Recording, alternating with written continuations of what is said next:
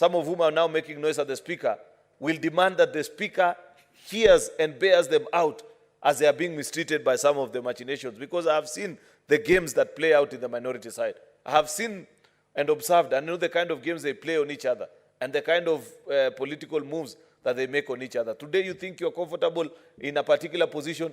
Tomorrow, people like this same Ledama that is cannot allow the Speaker to make their contribution. They'll be seeking the attention of the Speaker that protect me. Oh, this PG was not properly convened. They did not attain the threshold.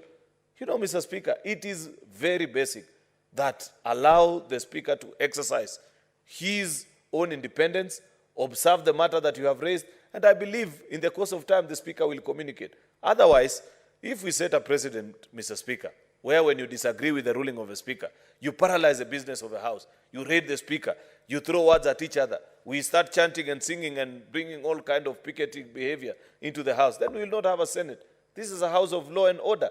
There are many times that the Speaker, even in this current Senate, has ruled against us on the majority side. I didn't see any of my member block the Speaker from transacting business and doing the things that were expected on them. Therefore, Mr. Speaker, I believe and I hope that my colleagues from the minority side will behave better next week. They will abide by the rule of law. They will know, Mr. Speaker, you know, you need to declare Senator Eddie Okech disorderly because you cannot come to the House and start heckling people. Even if, Mr. Speaker, you cannot allow heckling to go on in the House. There is a procedure of how you declare a point of order. The man has walked into the House. He has not even ordered the interjection battle, but he's already shouting.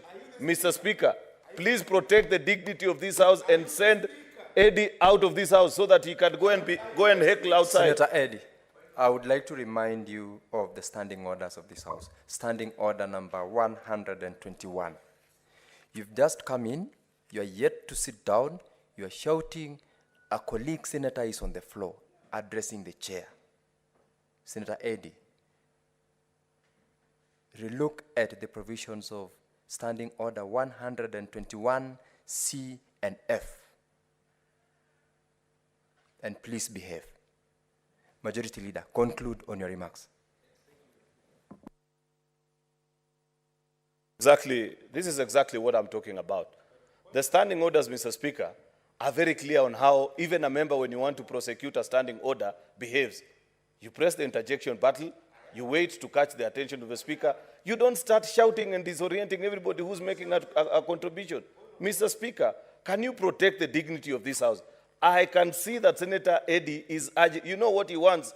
He just wants to record back at home that he was kicked out of the House. That's what you're inviting him to. This is a kind of bonga points that we don't need to bring to the Senate. That's all he's seeking, cheap publicity.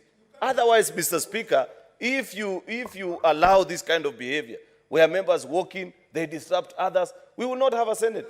Nobody has a monopoly of shouting at others.